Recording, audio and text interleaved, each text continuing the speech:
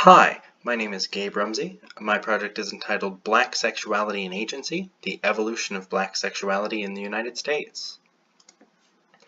Sarah Bartman was born and raised in South Africa. In 1810, she agreed to display herself to Europeans in exchange for pay and the ability to go abroad in Europe. All of her performances, however, placed an extreme focus on her secondary sexual characteristics.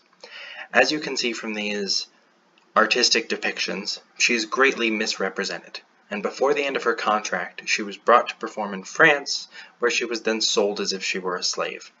She died in France. It's widely believed that she was treated no differently than a slave, and upon her death, the famous scientist George Cuvier dissected her. This was not an autopsy to determine her cause of death, but a dissection to determine why she was so different, as these people perceived, from white people. Her remains were then displayed in the French Museum of Natural History, where they remained until the late 1900s, where they were put into storage, and only recently they were returned to her homeland of South Africa. Cuvier's notes on the dissection included many references to the beauty of her body, such as graceful shoulders, slender arms, charming hands and feet, and the fact that she was generally pretty. Yet it also compared her to an animal, various parts of her compared to a monkey and an orangutan. She is sexualized, but also largely dehumanized, and this is a recurring theme throughout the history of black sexuality that continues in America. Historically, black male sexuality has fallen into two distinct categories of view. The first describes them as childlike, ignorant, docile, groveling, and harmless. This was primarily during slavery, and this was an important, pragmatic, instrumental depiction. These images of black men as childlike justified slavery and soothed the white conscience to make people believe that these people needed guidance and direction, and thus to be enslaved. Yet, post-slavery, until the 1900s, they were described as lazy, thriftless, intemperate, insolent, dishonest, and completely without morals. The idea behind this was that slavery suppressed those animalistic tendencies, and without slavery, those tendencies would run rampant in newly emancipated blacks. Representative Percy Quinn of Mississippi in 1922 said, "The man who believes that the Negro race is all bad is mistaken, but you must recollect that there is an element of barbarism in the black man." This was in response to anti-lynching laws, because they feared that these immoral, intemperate black men would assault white women if given full rights and not allowed to lynch, and if whites were not allowed to lynch these people. Female sexuality followed largely similar trends. As with male sexuality, there are these archetypes that persist throughout. Rather than being pre- and post-slavery, however, they fall under the two main categories of mammy and Jezebel. So the mammy, as depicted here in the film Gone with the Wind, were generally obese, hoarse, and maternal. They were perceived as sellouts that civilized themselves into a black family and often served as second mothers to wealthy white children. They were completely desexualized, and their entire world revolved around being submissive to white people, their white family. Jezebels, however, were the stereotypical depiction of black slave women. They were seductive, they were paragons of sexual lust and promiscuousness, and they were characterized by this animalistic lust, this insatiable need to have sex. Sexual abuse of such Jezebels were seen as impossible because they desired sex with white men constantly and without exception. This is especially interesting because in the eyes of white people, black men were not good enough to have sex with, and thus Jezebels would lust after white men instead, as they were better somehow than black men. This should have changed with the 1960s and the civil rights movements. However, for years after emancipation, high rates of poverty and unemployment struck the black community. For a long period of time, there was confusion about why and how that would be. And in 1965, Daniel P. Mohannan released the Mohannan Report, otherwise known as the Negro Family Report. And it presumed that the reason for this was the black family structure, pregnancies without marriage, female-headed households, and the unemployment of black men were a sort of tangle of different pathologies that caused the problems facing the black community. Mohannan claimed that all of these things were direct responses to families being broken apart in the time of slavery, and as a result, there was nothing that government policy could do. The only thing that could be done is to wait and let time run its course. Now, the Mohannan Report and all other assumptions about black sexuality up to this point are based upon and rely upon assumptions of black sexual deviance and depravity. It assumes that something is different about the African form that makes them more sexual, and only through the integration with white society can these people become civilized and less sexual, as in the case of the mammy stereotype, or the pre-slavery depictions of black men. But around the time of the Mohannan Report, shortly thereafter, an author named Herbert Gutman released a work called The Black Family in Slavery and Freedom, 1750 to 1925. He essentially disproved some key assertions made by the Mohannan Report that would make the entire report fall apart. First, Gutman proved that slavery did not break up African American families in the way we assume. Herbert Gutman proved that around 70 to 80% of families during the times of slavery were two-parent households, despite the stereotypes of families being broken apart by slavery that we hear today. Second, he proved that post-slavery African American families were relatively stable. They didn't shift very much in socioeconomic status, and they largely kept what white people would consider good family values, such as a two-parent household. Yet a lack of media coverage compared to the Mohannan Report meant that this was almost completely ignored by society at large. And so now we have the modern black man. The social perception of the modern black man is that they are hyper-masculine, hyper-heterosexual, and aggressive.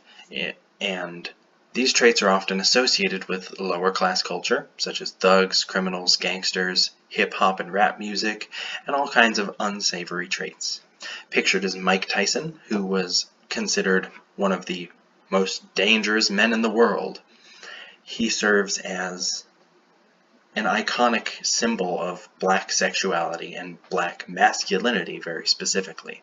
He could kill a man with one punch, and despite the fact that he is a heavyweight boxer and is different from the standard black man in America, those traits carry over, as shown through modern movements such as Black Lives Matter and their assertions against police brutality. Modern black women are depicted differently based on economic and social class. This is different from black men, as black men are shown almost universally in this hyper-masculine light. Lower-class black women are perceived and depicted in this strong, independent black woman mindset, often combined with these thuggish and hypersexualized stereotypes. These are stereotypical single mothers who can't find a man or who don't need one. These are stereotypes such as Beyoncé. Although upper class, she manipulates her image into one that fits the depiction of stereotypical lower class black women. Middle and upper class black women are desexualized and seen as educated, such as those depicted in The Cosby Show or Oprah Winfrey as depicted.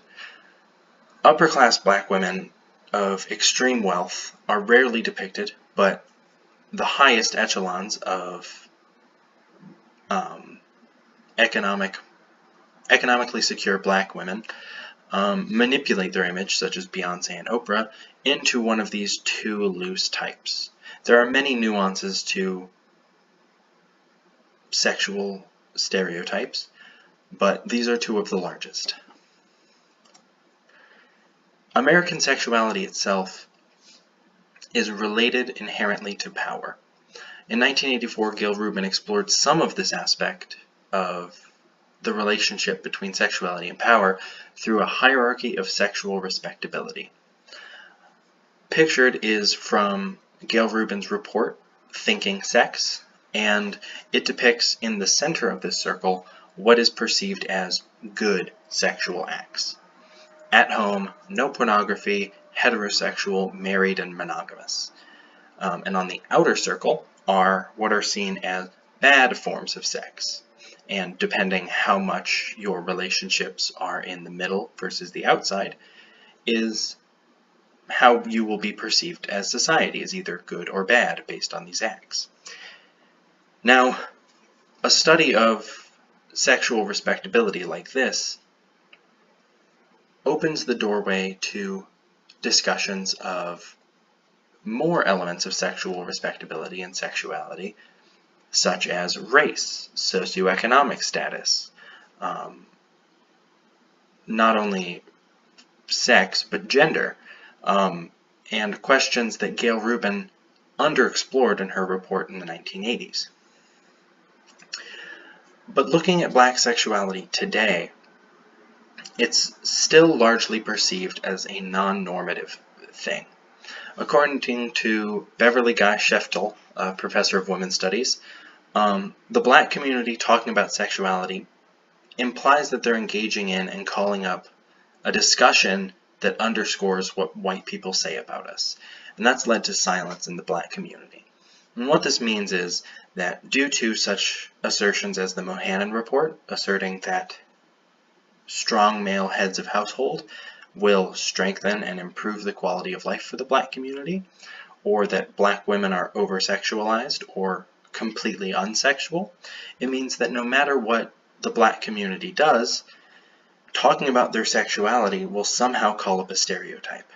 If a woman wants to empower herself by taking control of her sexuality, she's seen as sexually promiscuous or animalistic in a way that calls up Jezebel stereotypes. And as a result, there isn't a discussion. There is not an open forum, and there's a lack of study in black sexuality. The graphic depicted is an understanding of the likelihood of imprisonment over the course of a person's life. Comparing all men, and specifically black men, the likelihood of imprisonment triples. This is largely due to the economic status and areas that black people find themselves in, as opposed to something inherent about them biologically. This creates a sort of feedback loop where black men are incarcerated disproportionately and leave black women as the heads of household. And these traits are ones that, due to a culture of silence and a fear of discussion about black sexuality and black stereotypes, has gone largely unnoticed by the modern media, has been largely unfocused on by the black community. And this culture of silence is inherently related to this history of black sexuality. Fundamentally, it has not changed from the times of slavery in the 1800s to now. Sarah Bartman shows very definitively what the problem is with black sexuality. And that is that they are all too often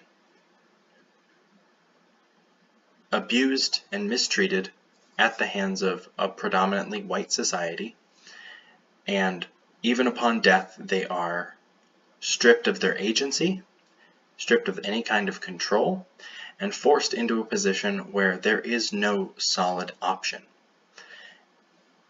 This changes through understanding these issues. This changes through opening a dialogue, which has historically been hard, but hopefully will turn around in the coming future as society leans towards progressive organization in movements such as Black Lives Matter and a better understanding of the LGBT community. This concludes my project. Thank you for listening.